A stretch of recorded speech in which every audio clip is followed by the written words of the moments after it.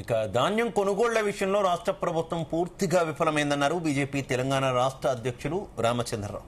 కాంగ్రెస్ నాయకులు ముందుగా రైతుల వద్దకు వెళ్లి వారి కోసలు సమస్యలు ఏమిటో తెలుసుకోవాలని హితవు పలికారు. ధాన్యం కొనుగోళ్లకు సంబంధించిన వ్యయాన్ని కేంద్ర ప్రభుత్వమే పూర్తిగా రీయింబర్స్మెంట్ చేస్తుందని, అందుకే కొనుగోలు ప్రక్రియను సమర్థవంతంగా నిర్వహించడం రాష్ట్ర ప్రభుత్వ బాధ్యత అని తెలిపారు. విషయంలో కేంద్రం అని కాంగ్రెస్ వాళ్ళు అంటారు, మీరేమో కాంగ్రెస్ వాళ్ళు అంటారు, వాళ్ళేమో బీజేపీ వాళ్ళు అంటారు.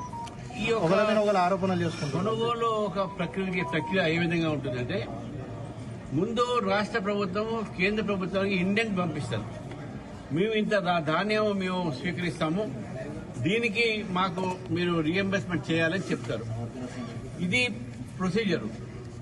రాష్ట్ర ప్రభుత్వము ఒక ఏడాది నుంచి, అంటే ఇప్పుడు రాబీ పంట గానీ ఖరీఫ్ పంట గానీ వచ్చే ముందే కలెక్టర్లు గానీ అగ్రికల్చర్ మినిస్ట్రీలో అగ్రికల్చర్ కమిషనర్స్ గానీ అక్కడ అంచనా వేస్తారు. ఎంత ఈసారి పంటలు పండుతాయి, ఎన్ని ఎకరాలు ఈరోజు వరి వేశారు, ఎన్ని మక్క వేశారో దాన్ని బట్టి ఒక ఇండెంట్ తయారు చేసి కేంద్ర ప్రభుత్వాన్ని పంపిస్తుంది.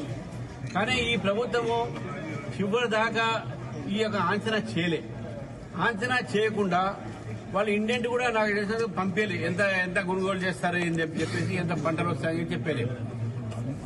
మార్చి 23 నుంచి కొనుగోలు మొదలు పెట్టాలి. కానీ ప్రభుత్వం ఏప్రిల్ 25 నుంచి కొనుగోలు స్టార్ట్ చేసింది. ఈ కొనుగోలు లేట్ అయినందుకు వాళ్లకు లారీలు దొరక్క, బస్తాలు సరిగ్గా సప్లై చేయక రైతులు వాళ్ళ కుప్పల్ని ఐక్యపై కేంద్రాలు, కొనుగోలు కేంద్రాలు పెట్టి అకాల వారాలకు వాళ్ళ వర్షమై ధాన్యం నష్టమైంది. ఇప్పుడు ఇక్కడ లిఫ్ట్ చేయాల్సిన బాధ్యత మొత్తం కూడా రాష్ట్ర ప్రభుత్వాన్ని.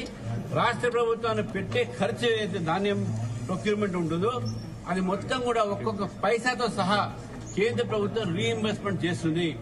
ఈ రీఎంబర్స్మెంట్